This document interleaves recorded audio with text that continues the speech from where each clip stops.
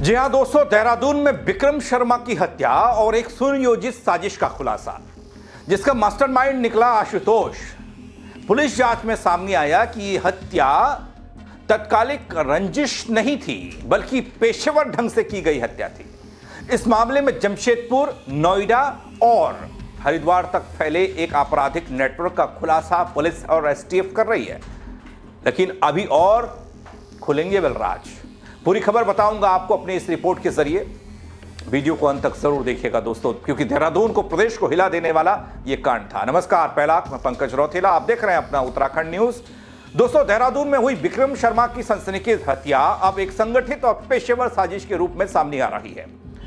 जांच में खुलासा हुआ कि यह कोई अचानक उपजी कोई रंजिश नहीं थी, विवाद नहीं था, एक दो दिन का नहीं था, बल्कि महीनों की रेकी करना था, फर्जी पहचान था, किराए के फ्लैट, डिजिटल पेमेंट, राज्यों के पार फैले नेटवर्क के जरिए अंजाम दी गई एक सुनियोजित वारदात थी। यह हत्याकांड था।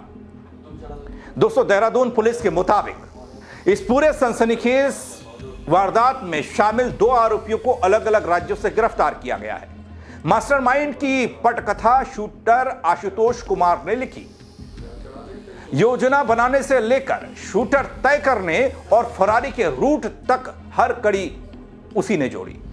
दोस्तों, एसएसपी देहरादून और एसटीएफ के मुताबिक मामले में गणेश सिंह और अखिलेश सिंह की भूमिका भी गहन जांच के दायरे में आ गई।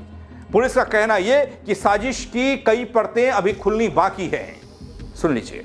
13 फरवरी को सिल्वर सिटी मॉल के पास में एक हत्या जिस पर लगातार पुलिस काम कर रही थी, जिसकी पहचान विक्रम शर्मा के नाम से हुई थी, जिसका पूर्व में आपराधिक इतिहास भी था और जिसका झारखंड और रांची और जमशेदपुर के शहरों में पूर्व में उसका आपराधिक इतिहास भी था। लगातार पुलिस इसके अभियुक्तों के पकड़ने को लेके लगातार कार्रवाई कर रही थी, जिसमें देहरादून पुलिस के साथ साथ एसटीएफ भी लगातार लगा हुआ था, क्योंकि ये संगठित प्रवृत्ति का अपराध है, जिसमें कई दिनों से रेकी और उसके बाद इसका एग्जीक्यूशन सम्मिलित था। आज एक महत्वपूर्ण सफलता हाथ लगी है, जिसमें 2 अभियुक्तों को पुलिस के द्वारा पकड़ा जा चुका है। दोनों को ही न्यायिक अभिरक्षा में भेजा जाएगा। इनसे जो अभी जो प्रारंभिक जानकारी हमें मिली है, उसमें 6 अन्य अभियुक्तों के नाम प्रकाश में आए हैं, जिनके द्वारा इस पूरी घटनाक्रम को किया जाना प्रकाश में आया है। इसके पीछे जो भी लोग सम्मिलित हैं वो भी हमारे फोकस में है। जल्दी उनकी अरेस्टिंग भी की जाएगी। निश्चित तौर पे एक लड़का जो बीबीए का छात्र है, जो एक निजी विश्वविद्यालय से पढ़ाई कर रहा है, उसकी पुलिस के द्वारा अरेस्टिंग की गई है। उसी की निशानदेही पे ही एक गाड़ी जो इस पूरे घटनाक्रम में सम्मिलित हुई थी, उसको भी रिकवर किया जा चुका है। इसके साथ ही एक अन्य व्यक्ति राजकुमार, जिसने इस पूरे उसमें फंडिंग वगैरह जो ऑनलाइन पेमेंट वगैरह आया था, उसके द्वारा से प्रोवाइड किया गया। इसके अलावा दोस्तों, इधर जांच में यह भी सामने आया कि छात्र मोहित की मुलाकात कुछ साल पहले उसके मामा विकास महतो ने आशुतोष से कराई थी और यहीं से संपर्क की वही कड़ी बनी जिसने आगे चलकर इस हत्याकांड का रूप ले लिया। खबरों के मुताबिक आशुतोष का एक ही लक्ष्य था, विक्रम को खत्म करना, चाहे जहां मौका मिले।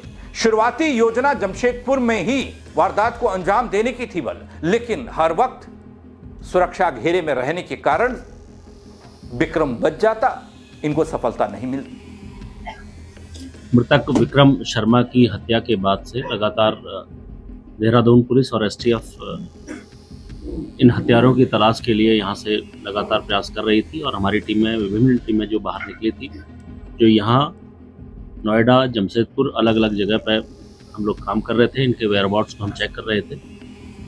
इस बीच एक महत्वपूर्ण सफलता हमें हाथ मिली थी, जिसमें इसके इनको जो लॉजिस्टिक प्रोवाइड कराने वाले जो मुख्य आरोपी हैं, इसमें एक राजकुमार और मोहित, प्रभास उर्फ मोहित, इनके द्वारा इनको जो मदद दी गई है।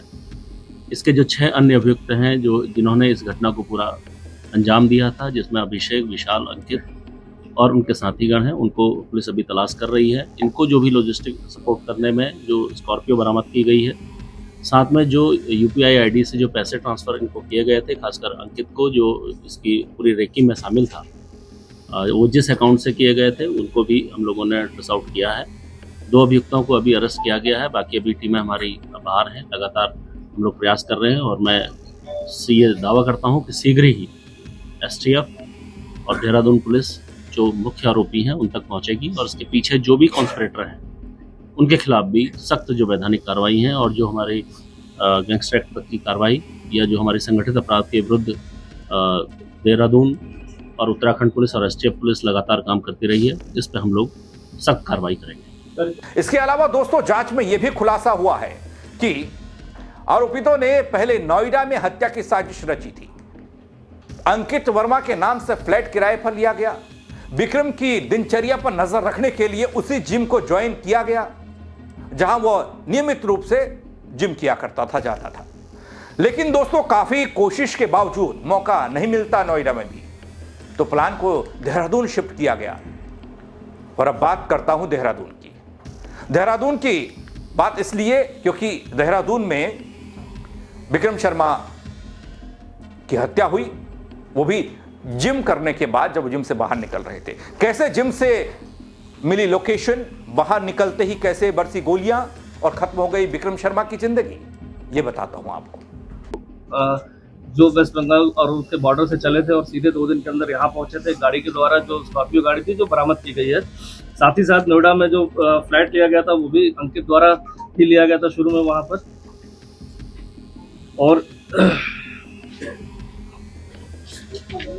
और इसमें आकाश प्रसाद है जो गाड़ी चलाने वाला था, जो मोटरसाइकिल से भागे थे, जो गाड़ी चला रहा था वो आकाश प्रसाद था, जिसकी हर जगह आईडी हरिद्वार में हो, चाहे वो स्कूटी और मोटरसाइकिल लेने में यूज हुई, आकाश प्रसाद था। दोस्तों गौर कीजिएगा, घटना वाले दिन बागबेड़ा के रहने वाले अंकित वर्मा ने फोन पर आशुतोष को सूचना दी, खबर दी कि विक्रम जिम में मौजूद है। जैसे ही वो बाहर निकले, पहले से घात लगाए बैठे आशुतोष और विशाल ने ताबड़तोड़ फायरिंग की। कुछ ही सेकंड में पूरी वारदात को अंजाम दे दिया गया। अप डाउन करना, क्योंकि देहरादून में पता था कि विक्रम कहीं यहाँ पर रहता है, तो इसलिए आसानी हो। साथ ही साथ 78 सेक्टर जो बगल का था ग्रेटर नोएडा का, वहाँ पर विक्रम का आना जाना था। तो कहानी सितंबर से स्टार्ट होती है वहाँ से कि कभी अगर कोई मौका लगे तो पास में रेकी की जा सके और वहाँ पर इम्प्लीमेंट किया जाए। वहाँ पर 3 लड़कों ने वहाँ पर किराए पर कमरा लिया वहाँ पर, और लगभग सितंबर से वहाँ रहने लगे, जिसका किराया भी 14-20 रुपये पर मंथ का था। इसके बाद इस घटना को कारित करने के लिए एग्जैक्ट सटीक सूचना भी चाहिए थी, तो इसके लिए जैसे ही लोगों को पता चला कि विक्रम द्वारा कभी बीच में जो सिल्वर सिटी मॉल है वहाँ जिम में भी रेगुलर जाता नहीं था। अगर वो जिम में जाता था तो 1-2 दिन 3 दिन गया जिम, इसके बाद नहीं गया, क्योंकि उनका ज़्यादातर आना जाना जमशेदपुर था। जमशेदपुर, काशीपुर या अन्य जगहों पर बिजनेस के पॉइंट ऑफ व्यू से आना जाना था। तो देहरादून में निवास का टाइम भी उतना नहीं था, और जब भी जिम जाना था तो 2 से 3 दिन रेगुलर, इसके बाद जिम नहीं जाते थे। तो कभी नेक्स्ट टाइम आए 15 दिन बाद, 20 दिन बाद। तो एक जो इसमें दूसरा अभियुक्त है, इसमें अंकित नाम का है, जैसे इस बात की पता चली तो नवंबर में जो है उस जिम में उसने ज्वाइन कर लिया, जहाँ 14,000 रुपये 12,000 रुपये जमा किए गए वहाँ पर जिम में। और वो लड़का जो अंकित था वो भी जब रेगुलर ना जाके वहाँ पर उनकी एक्टिविटी को मॉनिटर करने लगा। तो ये बात सितंबर के बाद नवंबर के बाद जैसे ही पता चला देहरादून में निवासरत कहीं पर है, तो जिम के बारे में जानकारी मिली, और पूरे 2 से सवा 2 महीने जो है जिम की मॉनिटरिंग की गई कि कब आना जाना है, कितने लोग के साथ आना जाना है, क्या टाइमिंग है। जब इस चीज़ से पूरा तस्दीक होगा कि टाइमिंग आने जाने की करीब 8:30-9 के बीच है और जाने की 10-10:30 1 घंटे का है, तो इस तरह का इसको प्लान किया गया। और जो गाड़ी का इसमें प्रयोग की गई, पहले गाड़ी जो थी जो जमशेदपुर से आई, वो भी गाड़ी जो है नवंबर के महीने में लाकर यहाँ पर ले आए थे, और उसको जो है रेलवे की जो अपना पार्किंग है उस पार्किंग में गाड़ी को खड़ी कर दिया गया था, कि जिससे जब भी मौका लगे तो वहाँ की पार्किंग से उस गाड़ी को निकाल दें, और लगातार उसका पैसा जो है।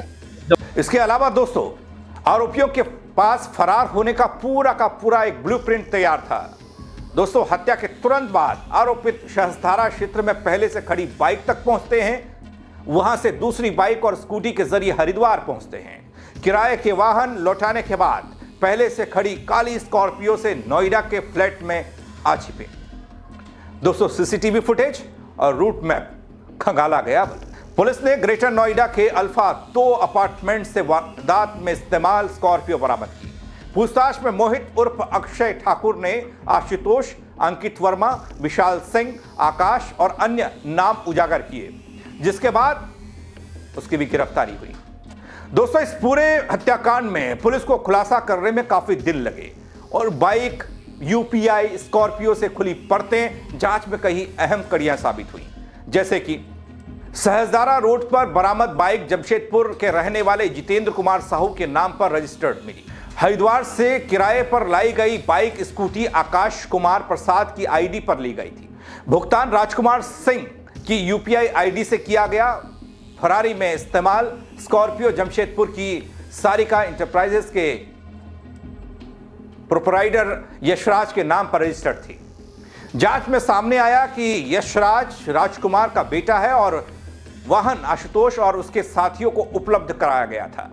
इतना ही नहीं दोस्तों, पुलिस जांच में यह भी सामने आया कि मोहित ठाकुर जिस फ्लैट में रहता था वह उसके नाना बाबू महतो के नाम पर है और इसी फ्लैट के नीचे कथित रूप से एक टॉर्चर रूम बनाया गया था जहां लोगों को लाकर पीटा जाता। स्थानीय थाने में इसकी शिकायतें पहले भी दर्ज की गई थी। इधर पुलिस का कहना यह भी कि यह मामला सिर्फ एक हत्या नहीं बल्कि राज्यों के पार कैसे अपराध का जाल फैला है, नेटवर्क फैला है, उसका खुलासा कर रहा है।